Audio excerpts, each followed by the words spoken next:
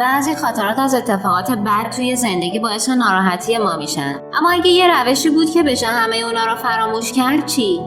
خاطره یه پروسه پیچیده است. تو گذشته دانشمندا فکر میکردن که مغز مثل کابینت و خاطرات توی قسمت‌های مختلف اون ذخیره میشن که امروزه میدونیم غلطه. در حقیقت هر خاطره یه پروسه وسیع تو مغز داره. سلولیک میشن و اتصالهای جدیدی رو میسازن و باعث سیمکشی مغزتون میشن که توسط پروتئین‌های توی مغز ایجاد میشن. پس اگه این پروتئین‌ها توی مغز نباشن چی میشه؟ اصلا خاطرات ایجاد نمیشن. دانشمندا با دادن داروهای مهار کننده به حیوانات این قضیه رو آزمایش کردن. نتیجه این بود که هیچ یادآوری از اتفاقای افتاده بعد از تزریق نداشتن. هر باری که یه خاطره رو به یاد میارید مغز مجددا اتصالات رو وصل میکنه و سیمکشی مجدد میکنه.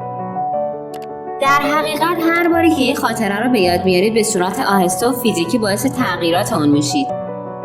یادآوری یک عمل ساختن و تصور کردن خاطرات قدیمیه، اما نه به اون شکلی که بودن، بلکه کمی جذاب‌تر. دانشمندان کیفیت این تغییر رو مشخص کردن. بعد از 9 سپتامبر از هزاران نفر راجع به خاطره اون رو سوال کردن. 1 سال بعد 37% جزئیات تغییر کرده بود. در سال 2004 تقریباً 50% جزئیات کاملا فراموش شده بود.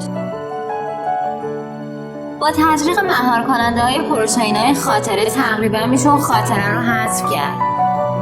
برای موشه آزمایشگاهی یه صوت پخش کردن و در ادامه یه شوک الکتریکی وارد کردن و با انجام چند مرتبه اون موشه یاد گرفتن با پخش شدن صدا منتظر شوک باشن.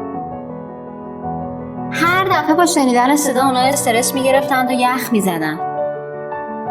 ماها بعد همچنان موشا به صدا پاسخ میدادن، اما با تزریق مهار کننده موشا قبل از اون صدا اون خاطره که مربوط به صدا بود رو فراموش کردن. برای اطمینان از عدم ایجاد مشکلات جدی برای مغز، دانشمندان این آزمایش رو با چندین صدا تکرار کردن.